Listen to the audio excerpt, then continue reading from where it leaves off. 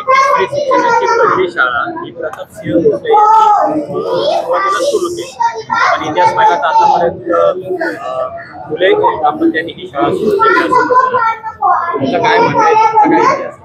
नाही, मी त्यांचं सर्व वक्तव्य 3 ते 4 वेळा नीट ऐकलं. मुळात उदयनराजेंना महात्मा फुलेंचं महत्त्व कळलं आणि ते इथं वाड्यावर नतमस्तक व्हायला आले असं वाटलं होतं, कौतुक वाटलं होतं. परंतु आजच्या 11 एप्रिलच्या दिवशी महात्मा फुले जयंतीच्या दिवशी इथं येऊन महात्मा फुलेंचं महत्त्व कमी करायचं आणि त्यांच्या जे पूर्वज आहे त्यांचं महत्त्व वाढवायचं. आदरणीय छत्रपती शिवाजी महाराज संभाजी महाराजांना सर्व महाराष्ट्र मानतो. शिवाजी महाराजांचा प्रथम पोवाडा महात्मा फुलेंनीच लिहिला.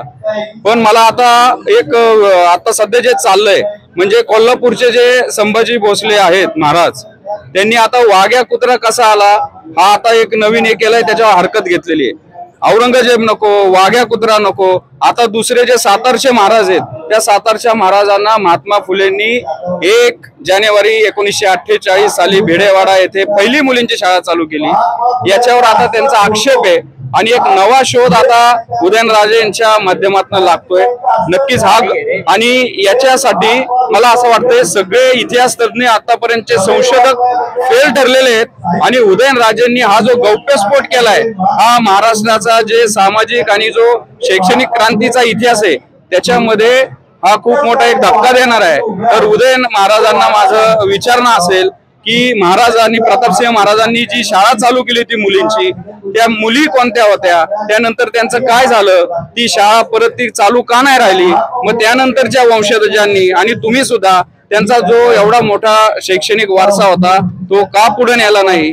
आणि आता मला असं वाटतंय उदयनराजे इथं आले आणि आजच्याच दिवशी महात्मा फुले समग्र वाङ्मयाचं इथं प्रकाशन झालं तर ते समग्र वाङ्मय उदयनराजेंनी घेऊन जावं अथवा मी त्यांना ते समग्र वाङ्मय पोस्टाने पाठवेल, थोडंसं त्यांनी वाचावं आणि त्याच्यामध्ये मग तुमच्या म्हणण्यानुसार काही चुका झाल्या असतील तर मग तुम्ही ती पत्रकार परिषद घेऊन हा इतिहास उजागर करावा, त्याला संदर्भ द्यावेत.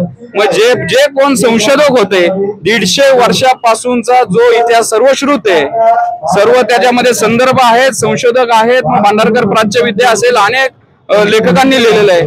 यांच्या नजरेस हे प्रतापसिंह महाराजांनी चालू केलेली मुलींची पहिली शाळा कशी नाही आली हा माझा सवाल आहे. मी म्हणतो आता नवीन इतिहास संशोधक निर्माण होता, ते एक संभाजी महाराज कोल्हापूरचे आता ते नवीन एक इतिहास लिहितात, ते त्यांना पाहिजे तसा इतिहास आता लिहायचं चालू आहे असं मला वाटतं. औरंगजेब नकोय, वाघ्या कुत्रा नकोय, दादोजी कोंडदेव नकोय आणि आता उदयन महाराजांना पहिल्या मुलींच्या शाळेचे प्रणेते महात्मा फुले नकोयत तर महात्मा फुले अनुकरण करतात.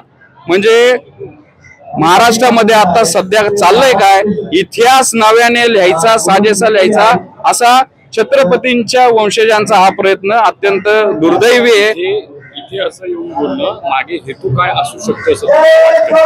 नाही, हेतू मला तोच हेतूबद्दल शंका येते. आतापर्यंत उदयन महाराज इथं आलेले कधी दिसले नाहीत. ते आले, आम्ही सर्व फुले प्रेमी आणि पुरोगामी विचारवंत आम्ही स्वागत केलं, आम्हाला चांगलं वाटलं. आज शिवाजी महाराजांचा पोवाडा लिहिणारे महात्मा फुलेच्या स्मारकाला नमन करण्यासाठी आज महाराजांचे वंशज आलेत. पण त्यानंतरच त्यांनी त्यांचं जे दुसरं रूप दाखवलं आणि पहिली मुलींची शाळा ती महात्मा फुलेंनी सुरू न करता प्रतापसिंह महाराजांनी केली तर अक्षरशः हे धक्कादायक होतं. आणि आता महाराष्ट्राच्या इतिहास संशोधकांना एक नवीन काम उदयन महाराजांनी दिलंय. मी त्यांना शुभेच्छा देतो.